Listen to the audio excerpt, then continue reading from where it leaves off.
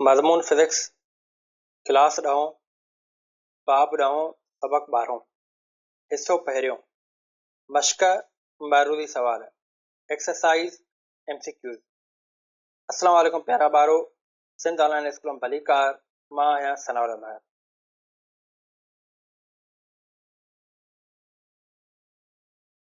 प्यारा ॿारो, जीअं त हिन लेक्चर खां पहिरीं असीं डैम्ड ऑसिलेशन जो जेको असां लेक्चर डिस्कस कयोसीं, उहो असांजो हिन चैप्टर जो लास्ट लेक्चर हुयो, मतिलबु टॉपिक जे हिसाब सां। ऐं हींअर असीं जेको आहे त एक्सरसाइज जे तरफ़ हलूं था, चैप्टर नंबर 10। ठीकु आहे।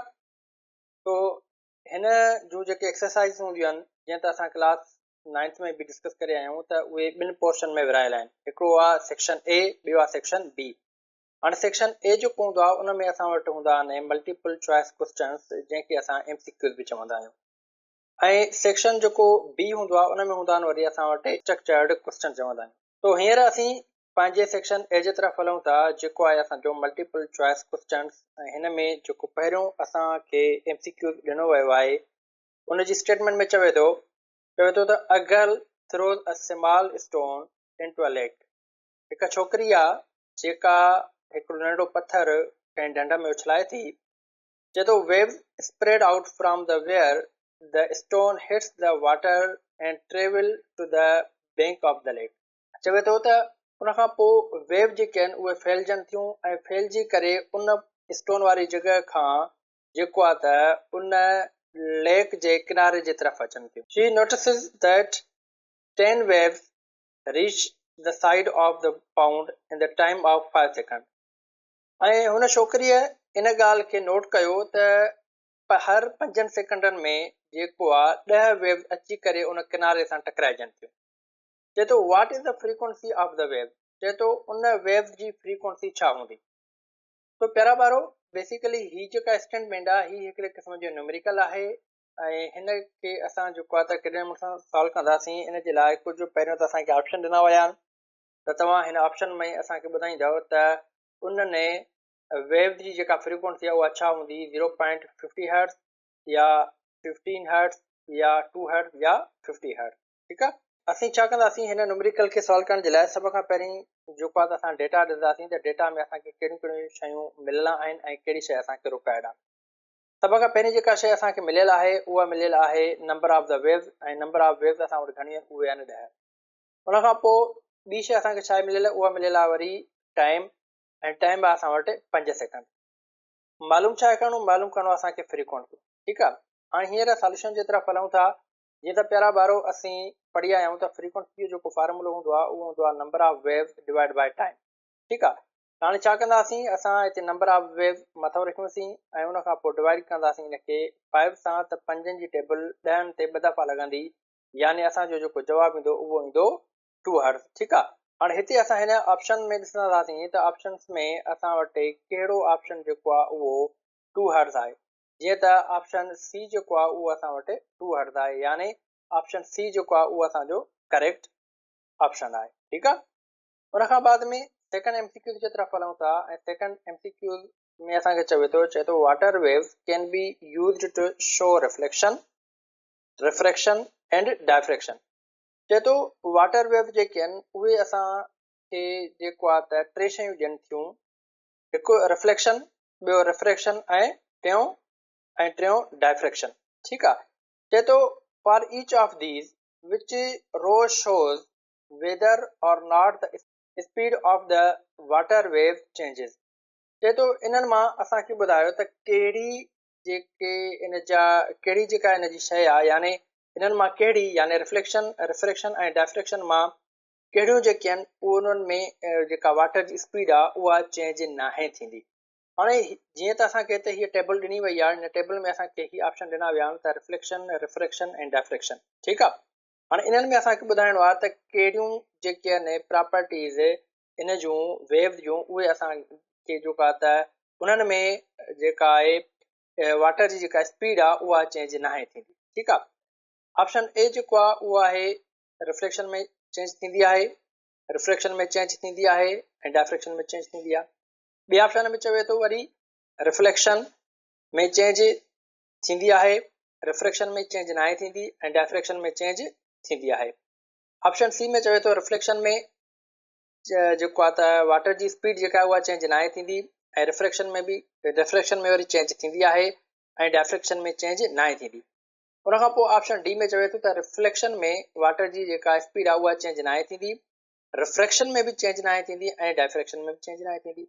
तो प्यारा ॿारो अगरि जेकॾहिं तव्हां थोरो पंहिंजे माइंड खे रिकॉल करायो त असीं छा पढ़ी आया हुयासीं ऐं हींअर असीं जेको आहे त डिस्कस कई आहे चंद लेक्चर अॻ में त असांजी जेके वाटर वेव्स आहिनि उहे रिफ्लेक्शन ऐं उन खां बाद में डायफ्रेक्शन इन ॿिन्ही प्रॉपर्टीज़ में पंहिंजी जेका स्पीड आहे उहा चेंज नाहिनि कंदियूं।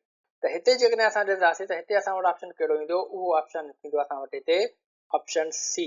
हाणे ऑप्शन सी जेको आहे उहो असांजो करेक्ट ऑप्शन आहे, जंहिंमें असांजी जेके वाटर वेव्स आहिनि उहे पंहिंजी स्पीड जेका आहे उहा चेंज नाहिनि कंदियूं, कंहिंमें हिकु रिफ्लेक्शन में ॿियो डायफ्रेक्शन में।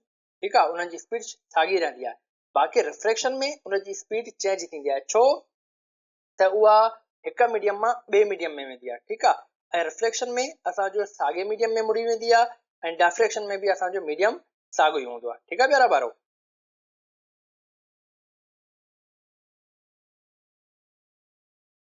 उन खां बाद में हींअर असीं टे MCQ जी तरफ़ हलूं था ऐं उनजी स्टेटमेंट में चवे थो the diagrams show water wave that move more slowly after passing into the shallow water, which diagram shows what happened to the wave। हिते कुझु असांखे डायग्राम्स ॾिना विया आहिनि, ही ऑप्शन ए आहे, ही ऑप्शन बी आहे, ही ऑप्शन सी आहे ऐं ही ऑप्शन असांजो डी आहे। ठीकु आहे, हाणे हिन जी स्टेटमेंट में चवे थो त हेठियनि डायग्राम्स में असांखे इहो ॿुधायो त जॾहिं वाटर जेको आहे उहो डीप वाटर मां शेलो वाटर जे तरफ़ वञे थो त हिननि डायग्रामनि में असांखे ॿुधायो त उन में कहिड़ी शइ जी चेंज अचे थी। ठीकु आहे प्यारा ॿारो, अगरि जेकॾहिं असां हिते ॾिसूं त असां ऑलरेडी डिस्कस करे आया आहियूं त शेलो वाटर ऐं डीप वाटर जे हिसाब सां जॾहिं असांजो वेव जेके आहिनि उहे डीप वाटर मां शेलो वाटर जे तरफ़ वेंदियूं आहिनि त उन्हनि में कहिड़े क़िस्म जूं चेंजिस ईंदियूं आहिनि। ठीकु आहे, सभ खां पहिरीं चेंज उहा ईंदी आहे त उनजी वेवलेंथ जेका उहा चेंज थींदी आहे, पर उहा शॉर्ट थी वेंदी आहे, घटिबी आहे। ठीकु आहे, ऐं ॿी जेका उन में चेंज ईंदी आहे उहा ईंदी आहे वरी डायरेक्शन जी, यानी ॿ चेंजिस ईंदियूं आहिनि। कहिड़ियूं? हिकु त वेवलेंथ चेंज थींदी पर उहा वधंदी न, वेवलेंथ छा थींदी? शॉर्ट थींदी, घटिबी। उन खां पोइ ॿी जेका चेंज ईंदी उहा ईंदी उनजी वरी डायरेक्शन में, यानी डायरेक्शन बि चेंज थींदी ऐं वेवलेंथ बि चेंज थींदी। ऐं वेवलेंथ कहिड़ी चेंज थींदी? उनजी वेवलेंथ शॉर्ट थींदी, न कि लॉन्ग थी वेंदी। ठीकु आहे, हाणे हिन ऑप्शन में असां ॾिसूं था त कहिड़ो डायग्राम इन जेको आहे ऑप्शन ते इन जी चेंजिस ते जेको आहे सूट करे थो। ठीकु आहे, हाणे पहिरें ऑप्शन में असां जेकॾहिं ॾिसंदासीं त हीउ असांजो जेको ग्रे पार्ट आहे इहो असांजो जेको आहे त डीप वाटर ऐं हीउ जेको वाइट पार्ट आहे उहो असांजो शैलो वाटर आहे। ठीकु आहे, हाणे डीप वाटर मां जेके वेव्स अचनि थियूं तव्हां ॾिसंदव शैलो वाटर में त हिननि में कंहिं बि क़िस्म जी का चेंज नथी अचे। ठीकु आहे, न डायरेक्शन में चेंज थी अचे, न हुनजी जेको आहे वेवलेंथ में चेंज थी अचे। उन खां पोइ अगरि जेकॾहिं असां बी ऑप्शन में ॾिसंदासीं त बी ऑप्शन में असांजी जेका आहे सिर्फ़ु डायरेक्शन में चेंज थी अचे ऐं वेवलेंथ में चेंज नथी अचे। ऐं ऑप्शन सी में जेकॾहिं असां ॾिसंदासीं त ऑप्शन सी में छा थो करे हिते असांजी जेका आहे डीप वाटर मां जॾहिं वेव असांजूं शैलो वाटर जे तरफ़ अचनि थियूं, हिकु त उनजी डायरेक्शन बि चेंज थी थिए, उन खां पोइ तव्हां ॾिसंदव त हिते उनजी वेवलेंथ बि चेंज थी थिए, यानी हिते वेवलेंथ जेका आहे ग्रे पार्ट में यानी डीप वाटर में उते उनजी वेवलेंथ ज़्यादा आहे ऐं हिते शैलो वाटर में जेको आहे हिते इनजी वेवलेंथ घटिजे थी। हाणे यानी असांजो जेको करेक्ट ऑप्शन आहे उहो आहे ऑप्शन सी। ठीकु आहे, ऐं हिते असां डी ऑप्शन में जेके ॾिसंदासीं त डी ऑप्शन में वरी सिर्फ़ु असांखे हिते वेवलेंथ चेंज थींदी नज़र अचे थी, डायरेक्शन चेंज थींदी नज़र नथी अचे। ठीकु आहे, त जीअं त मां तव्हांखे ॿुधायो प्यारा ॿारो त हिते जेको असांजो करेक्ट ऑप्शन आहे उहा आहे असांजो ऑप्शन सी। उन खां बाद में फोर्थ MCQ जी तरफ़ हलूं था ऐं फोर्थ MCQ में असांखे छा थो चवे थो त हीउ असां वटि हिकिड़ो डायग्राम आहे, इन जे लाइ इन जे बारे में असांखे चवे थो the diagram shows a water wave approaching barrier with a gap. The wave approaches point P. What is the name of the effect that causes the wave to reach point P? ही कुछ असां वटि option ॾिना विया आहिनि, diffraction, dispersion, reflection and refraction. ठीकु आहे, तो प्यारा ॿारो अगरि जेकॾहिं हिन असां स्टेटमेंट खे हिन डायग्राम जे थ्रू सम्झण जी कोशिशि कयूं त हिन में चवे छा थो, बेसिकली चवे थो त हीअ जेके असांजो स्ट्रेट लाइन्स आहिनि उहे असांजो जेको आहे वेव्स आहिनि। चए थो उन वेव्स जे अॻियां असां ॿ बैरियर रखिया आहिनि, ॿ रुकावटूं रखियूं आहिनि ऐं हिनखे हिकिड़ो जेको आहे त होल असां प्रोवाइड कयो आहे, इहा पॉइंट पी आहे। ठीकु आहे, हाणे चए थो इहे जेके इहे वेव्स जेके आहिनि उहे हिन पॉइंट पी ते पुॼंदियूं यानी हिन होल मां गुज़रंदियूं त हिते इन वेव ते कहिड़ो इफेक्ट थींदो। ठीकु आहे, उन इफेक्ट जो नालो असांखे ॿुधायो। छा उहा असांजी डायफ्रेक्शन हूंदी, या असांजी डिस्पर्शन हूंदी, या रिफ्लेक्शन हूंदी, या जेको आहे रिफ्रेक्शन हूंदी। ठीकु आहे, त प्यारा ॿारो असां हिन डायग्राम खे ऑलरेडी डिस्कस करे आया आहियूं त जॾहिं जेको आहे त असांजूं वेव्स कंहिं बैरियर मां कंहिं होल मां गुज़रनि थियूं त छा थींदियूं आहिनि, उहे असांजूं मुड़ी वेंदियूं आहिनि। ठीकु आहे, हाणे उहे जॾहिं मुड़ी वेंदियूं आहिनि त इन इफेक्ट खे असां छा चवंदा आहियूं, इन इफेक्ट खे चयो वेंदो आहे डायफ्रेक्शन। हाणे डायफ्रेक्शन जेको आहे त ही असांजो ऑप्शन ए जेको आहे उहो असांजो करेक्ट आहे। ठीकु आहे, उन खां बाद में असां जेको आहे 5 MCQ जे तरफ़ हलूं था। हिन में चवे थो water wave pass from deep into the shallow region then refracted, the characteristics of wave which will remains constant is। चवे थो त वाटर वेव जेके आहिनि उहे जॾहिं डीप वाटर खां शेलो वाटर रीजन में रिफ्लेक्ट थी करे वञनि थियूं। ठीकु आहे, त उन्हनि जी जेका कैरेक्टरिस्टिक आहे कहिड़ी जेका आहे त उहा सेम रहंदी यानी कांस्टेंट रहंदी।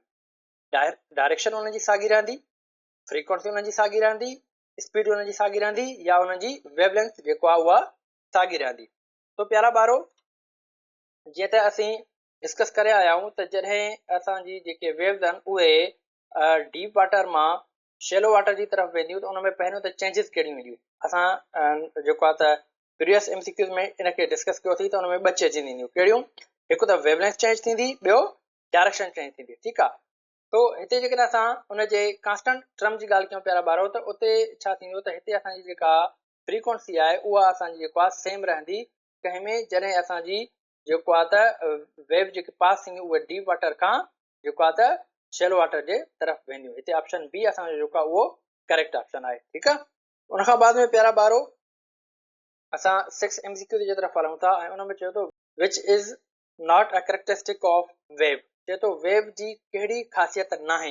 रिटन ऑप्शन में असां पढ़ंदासीं। चए थो एम्पलीट्यूड, छा वेव जी ख़ासियत न आहे। चए थो पीरियड जेको आहे यानी टाइम पीरियड उहा जेका त वेव जी ख़ासियत न आहे। मास जेको वेव जी ख़ासियत न आहे, ऐं वेलासिटी छा वेव जी ख़ासियत न आहे। हाणे हिन टिनी चइनी ऑप्शन्स मां असांखे जेको आहे हिते ॾिसंदासीं त हिते जेको आहे त उहो ऑप्शन जेको असांजो बीहंदो उहो थींदो मास। हाणे मास जेको आहे उहा असांजी कैरेक्टरिस्टिक जेका वेव जी न आहे। बाक़ी ही जेके टे ऑप्शन आहिनि उहे असांजा कैरेक्टरिस्टिक आहिनि। उन खां पोइ 7 MCQ जी तरफ़ हलूं था ऐं उन में चवे थो when an oscillating object is in simple harmonic motion, its maximum speed occurs when the object is at its। हाणे प्यारा ॿारो बेसिकली हिते चवे थो त जॾहिं हिकिड़ो ऑब्जेक्ट ऑसिलेट करे थो सिंपल हार्मोनिक मोशन जे अंदरि त उनजी जेका मैक्सिमम स्पीड आहे, ठीकु आहे, उहा कहिड़ी पॉइंट ते रहंदी ऑब्जेक्ट जी। हाणे जेका हिते ॾिसंदासीं त चए थो हाईएस्ट पॉइंट, उन खां पोइ लोएस्ट पॉइंट, या चवे थो त इक्विलिब्रियम पॉइंट या एक्सट्रीम पॉइंट। हाणे जेकॾहिं प्यारा ॿारो असां ॾिसंदासीं त सिंपल हार्मोनिक मोशन में जॾहिं कोई बि ऑब्जेक्ट ऑसिलेट करे थो त उनजी जेका मैक्सिमम स्पीड हूंदी आहे उहा उनजी स्पीड रहंदी ऐं हिते उहा रहंदी उनजी इक्विलिब्रियम पॉइंट ते यानी मीन पोजीशन जे तरफ़। ठीकु आहे, त इहा असांजो ऑप्शन सी जेको आहे हिते करेक्ट ऑप्शन आहे। उन खां बाद में 8 MCQ जे तरफ़ हलूं था। उन में चए थो in an oscillating pendulum the bob accelerates from its extreme position due to। हाणे हिन में चवे थो त ऑसिलेटिंग जॾहिं पेंडुलम ऑसिलेट करे थो, जॾहिं पेंडुलम मूव करे थो टू एंड फ्रो मोशन में आहे त उन टाइम जेका बॉब जी एक्सलेशन आहे एक्सट्रीम पॉइंट ते उहा कंहिंजे करे थिए थी। इनर्शिया जे करे, टेंशन इन स्ट्रिंग जे करे, विंड जे करे, या ग्रेविटेशनल फोर्स जे करे। तो प्यारा ॿारो जॾहिं असांजो जेको बॉब आहे उहो जॾहिं एक्सट्रीम पॉइंट ते वञे थो ऐं उतां जॾहिं वरी मेन पोजीशन जे तरफ़ ईंदो आहे त उन में जेको फैक्टर रहे थो उनजी एक्सलेशन जो उहो असांजो हूंदो आहे ग्रेविटेशनल फोर्स। ठीकु आहे, त हाणे ग्रेविटेशनल फोर्स जेको आहे यानी ऑप्शन डी इहो असांजो करेक्ट ऑप्शन आहे। उन खां बाद में असां 9th MCQ जी तरफ़ हलूं था ऐं उन में चए थो in the ball and bowl system the mean position is eight.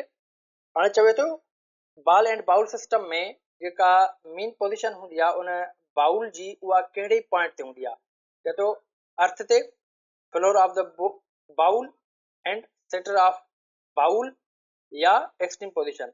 तो प्यारा ॿारो जेकॾहिं हिते असां ॾिसंदासीं त हिते इन जो जेको ऑप्शन आहे उहो आहे सेंटर ऑफ बाउल। ठीकु आहे, यानी सेंटर ऑफ बाउल ते जेका आहे उहा इन जी मेन पोजीशन हूंदी आहे। उन खां बाद में लास्ट MCQ जी तरफ़ हलूं था, जेको आहे MCQ 10 ऐं इन में चवे थो oscillations are damped due to the presence of, चए थो डैम्प्ड ऑसिलेशन जेके आहिनि उहे कंहिंजी मौजूदगीअ में थींदियूं आहिनि। ठीकु आहे, हाणे उहा असांजी लीनियर मोशन जी मौजूदगी में थींदी आहे, या रिस्टोरिंग फोर्स जी मौजूदगी में थींदी आहे, या फ्रिक्शनल फोर्स जी मौजूदगी में थींदी आहे, या जेको आहे मैकेनिकल फोर्स जे मौजूदगी में थींदी आहे। तो प्यारा ॿारो हींअर असीं डिस्कस करे आया आहियूं इन खां प्रीवियस लेक्चर में त डैम्प्ड ऑसिलेशन जेका आहे उहा छाजे करे थींदी आहे, बेसिकली उहा थींदी आहे असांजी फ्रिक्शनल फोर्स जे करे। ठीकु आहे, तो ही हुया असांजा चैप्टर जेको आहे त 10 जा MCQs ऐं जेके असां हिते डिस्कस कयासीं। तो मूंखे उमेद आहे त तव्हांखे सभई MCQs सुठे नमूने सां सम्झ में अची विया हूंदा। हिन लेक्चर खे हिते असां ख़तमु था कयूं। इंशाअल्लाह नेक्स्ट लेक्चर में वरी असां नए टॉपिक सां गॾु मिलंदासीं। तेसिताईं अल्लाह हाफ़िज़।